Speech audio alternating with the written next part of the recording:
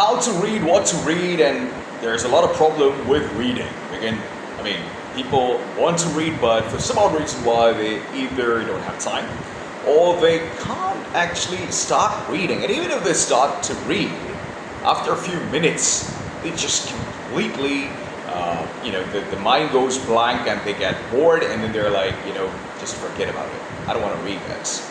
So the first and foremost important thing is always remember, read what you love till you love to read.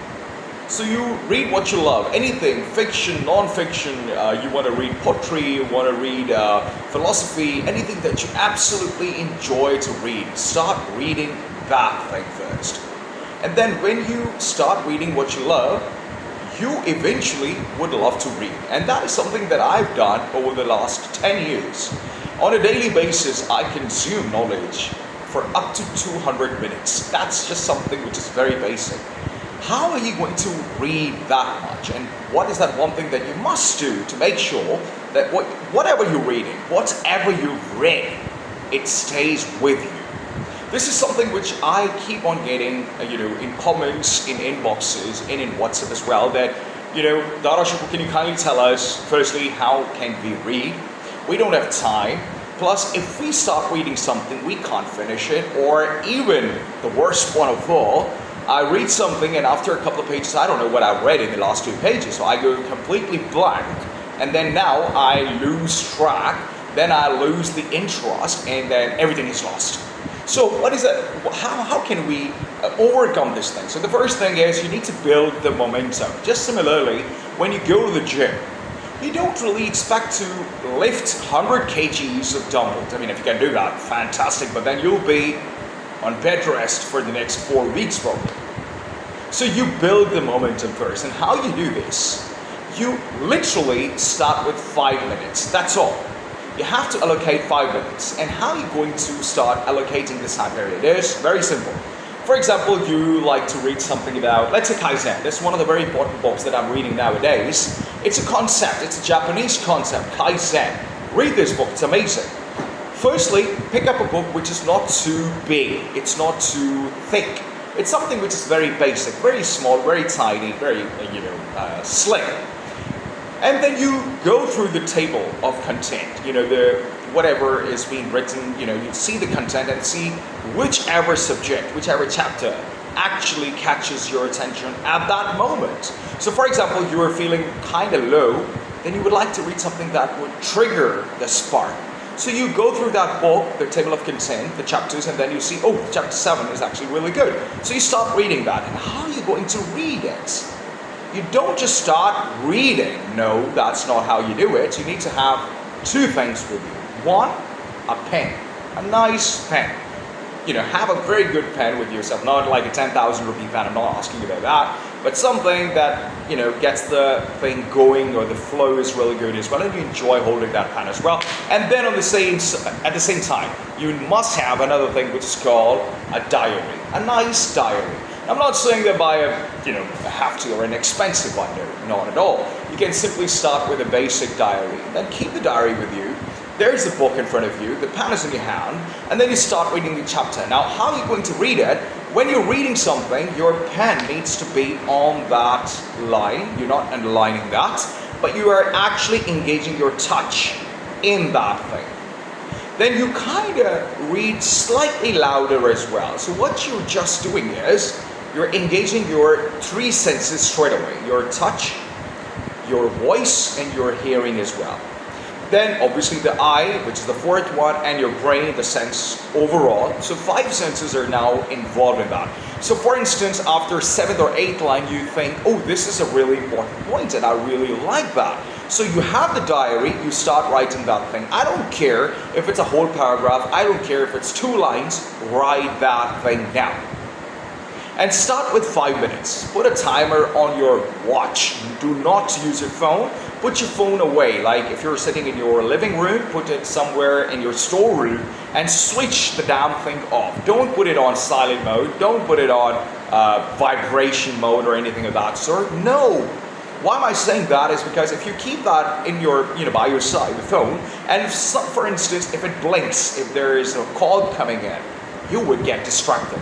You don't need distractions, otherwise the reading, the essence, the soul of the reading would completely be vanished. So you need to keep it away from you, where you have to physically get up and go there. And trust me on that one, for 5 minutes, if you don't take your phone with you, if it's in silent audio, even if it's switched off, nothing's gonna happen. It's not gonna be a final day of judgment, or you probably won't be able to security of $10 billion or something like that. No, it's only 5 minutes.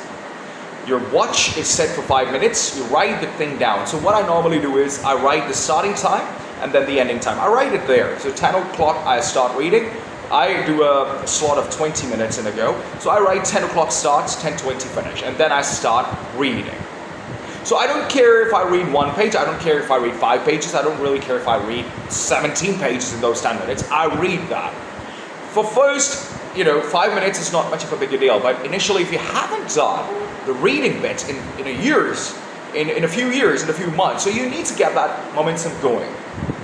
So I call that reading thing of mine readathon. Readathon, just like a marathon. So readathon has 10 books in a day. Every book is from a different genre, and every genre I have to spend about 10 minutes, or 20 minutes on that. So 20 times 10 books, 200 minutes, bam, I'm done. So not just reading and writing, but at the end, once the 5 minutes are done, read what you have written in your, writing, and then put your personal analysis on that, your personal thoughts on that. And trust me, ladies and gentlemen, now that thing's going to be brain tattooed in your brain for the rest of your life. Why? Because you have practically engaged maximum senses while you are reading that book. 1 book, done. That's it. You just have to start with 1 or 2 books in a day. You don't have to have 15 books this thick, and then you get overwhelmed and you're like, I can't do that.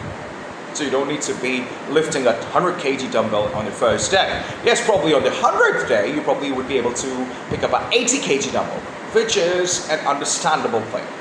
So don't overwhelm yourself, and keep this thing very clear in your mind that if you are going to increase your earnings, you must be able to work on the muscle that is solely and is being designed to increase your earnings. So for example, if I would like to look good in a shirt, I would make sure that my body is of a certain size, right? So I need to work on my shoulders, I need to work on my biceps, I need to work on my sides as well.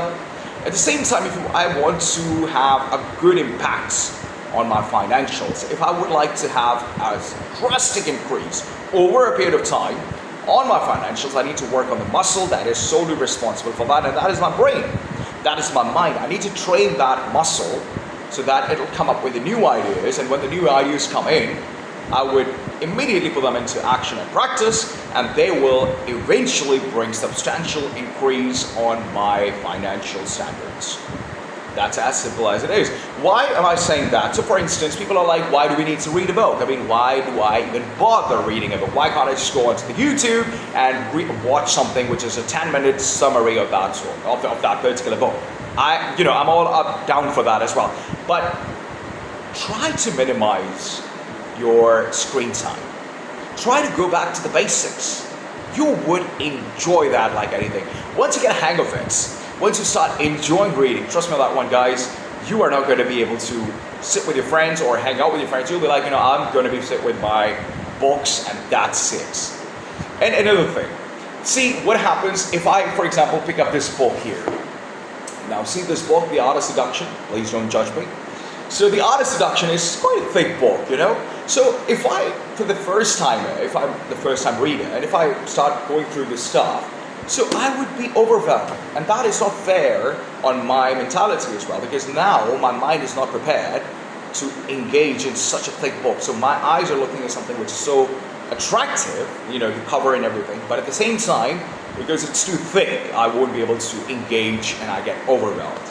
Plus, make a spot around you in your house where you can have a couple of shelves, where you have a desk writing table as well, and then when the environment is there, when you're sitting in between so many books, trust me, you would want to spend more time there. So your desk, your personal space, your personalized workstation, it must be heavily done or, decorated with a lot of books, with a lot of writing as well. So coming back to the point where people are saying that why can't I just watch the YouTube video for that? Well, you certainly can do that, but trust me, what they are putting on that YouTube video, that is their analysis, that is their finding, that is their school of thought. But for example, you're reading a book and you picked up something which completely resonates with your philosophy of life. But that guy who's made a video on YouTube, he or she probably have missed that. So you are going to be missing out on a lot of things. Another thing that I always say is, for example, this guy here, Robert Greene, he has written this book, right? So Robert Greene has done 25 years worth of work in the industry, or probably 30 years. Now you have two choices. Either you spend 30 years, 3 decades in the industry and gain all that what he has gained in the last 30 years. Or you can simply pick up the book, spend a few hours and gain all that information, the knowledge, the wisdom, the experiences, his life stories and everything within a matter of hours. So now you have the experience in terms of the knowledge, wisdom, experiences from Robert Greene's 25 years or 30 years worth of experience. I think that is going to be a smart move. Why? Because me, rather than actively going in the industry and working my ass off and then gaining all that experience and knowledge and wisdom, I'm just going to spend a few hundred, 1,000 rupees on a book, buy that, and then read the way I told you to read, and then gain all that knowledge. So within a matter of hours, I am possibly in the position to actually acquire all that knowledge that has been gained, or that has been, that Robert Greene or any other author has gained over the last 30, 40 years. The name is Darashikoh, and I wish you nothing but well. Have a fantastic day ahead, and keep rocking and keep fighting the good fight. Thank you.